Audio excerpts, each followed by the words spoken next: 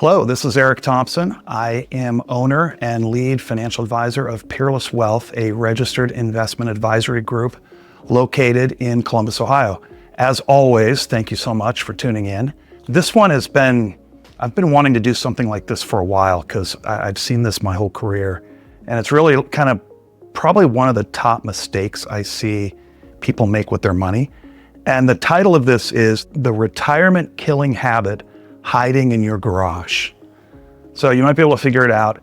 It's your cars. People spend too much on cars, and I love cars, but we have to be reasonable and we have to understand how these things can really add up over the course of time. So I'm going to actually kind of present a case and make a case for why I think most people are allocating too much of their income toward their car payments. And I think it might surprise you. Before I get into those numbers, a really good rule of thumb is that your car payment, lease payment, car payment, your monthly outlay for your car, automobile, should be no more than 10% of your after-tax monthly income. So if you're a married couple and you bring home $10,000 a month, that means that as a couple, you should not be spending any more than $1,000 per month in terms of a lease or a car payment. Now, I actually think that's a little high. And I think that higher income couples have especially a good opportunity to beef up their retirement by not letting that rule of thumb cause what I call lifestyle creep, which means that, let's say, as a couple, you're making $20,000 a month. You're like, okay, now I can spend $2,000 a month, $1,000 each. That's too much. Now, like all other things, if you have all your other retirement savings set up, you've worked with an advisor, we've done projections, you're on track and you got a surplus and you still have extra money, buy whatever you want, buy the luxury stuff. But if not, car payments and car spending is one of the easiest ways to build your retirement. So let me get into this. Meet two couples, couple A and couple B. Both are 30 years old.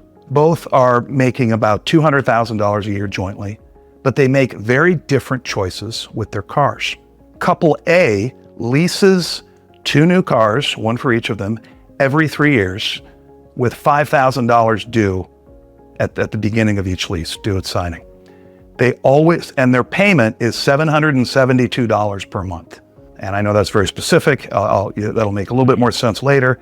So they put $5,000 down on a 3-year lease and their payment's $772 a month. And they just repeat that every 3 years, all the way till they're retired, age 65.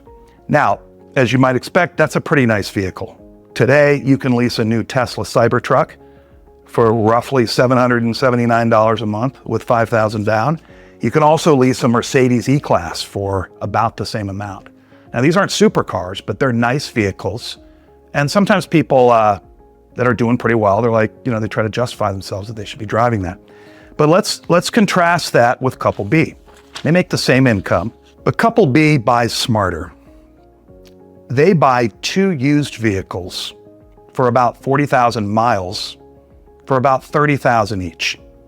They put the same 5,000 down, but they borrow the remaining $25,000 over the next 3 years at 7% interest. Now that payment happens to be $772 a month. So now you kind of understand why I picked that number. Couple A and couple B, for the first 3 years, are outlaying the same amount of cash. Couple A, $5,000 down, $772 a month on a lease. Couple B, $5,000 down on a $30,000 vehicle, borrows $25,000 over 3 years at 7%. Their payment is $772. Now, they're not going to get a Tesla Supertruck for $30,000. This is the difference. We can buy a reliable, decent car. We don't have to buy a beater. And to give you an idea of what $30,000 can buy you right now, it can buy you a 2022 Toyota Highlander with 40,000 miles. That's a decent car. It's not going to have a lot of problems. It's still low mileage. Cars last a lot longer these days. Engines last longer. But here's the difference. Couple B drives the same car for 7 years. And during years 4 through 7, They invest that $772 a month into an investment account instead of the lease payment that the couple A was making. So the first 3 years are the same cash outlay. Years 4 through 7, couple B takes that $772 a month. Maybe they add it to their 401k, maybe they put it in a Roth IRA. We're going to assume that the underlying investment is an S&P 500 index fund. So they're just buying the largest and best American companies. And I'm going to show you how the numbers work out. I'm going to assume an average rate of return of 8%. That's slightly below the S&P's historical average of 10%. So I think I'm being reasonable with the numbers, no guarantees, but I think that's a reasonable projection. So how do the numbers play out? Here it is, CARS strategy comparison over 35 years. This is for a couple. We have 3 lines here.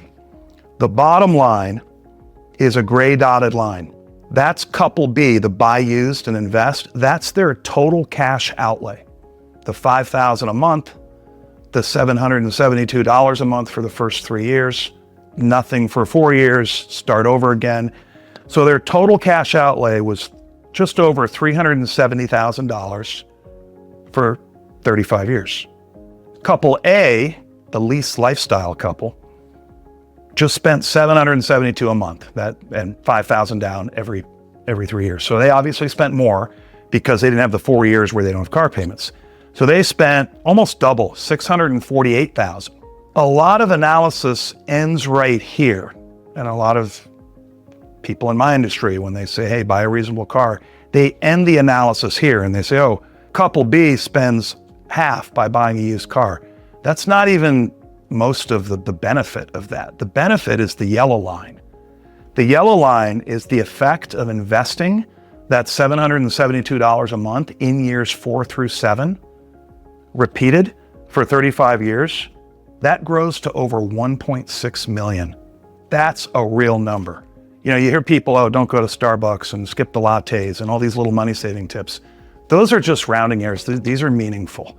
And I think cars and automobiles, we always, like to feel like we're keeping up with the neighbors and the Joneses, but cars are expensive. And I'm not even getting to like insurance, right? Because it's going to cost more to insure a more expensive car as well.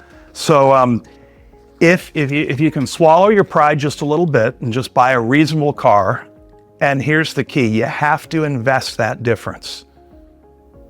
If you just go buy the cheaper car, that's great, but you have to take step 2 and invest the difference. That's when that money's going to really start to compound and really start to grow.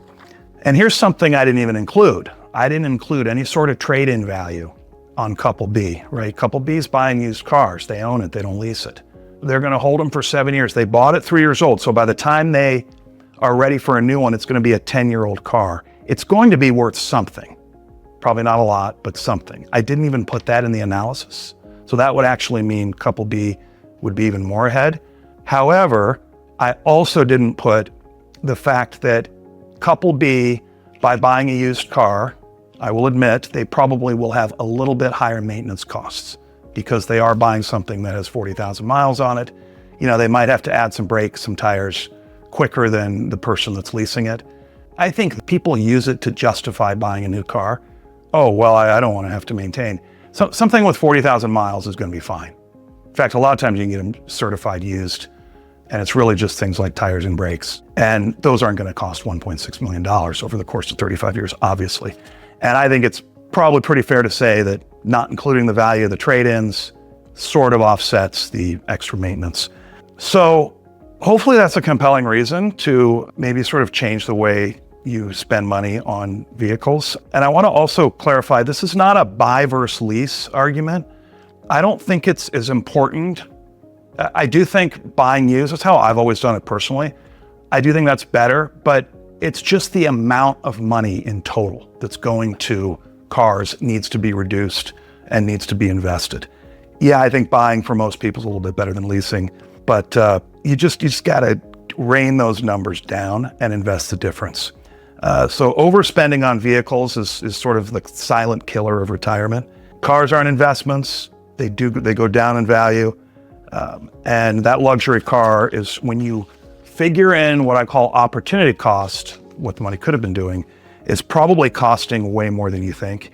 I love the quote from Dave Ramsey: if you're wondering where your retirement savings went, go look in your driveway.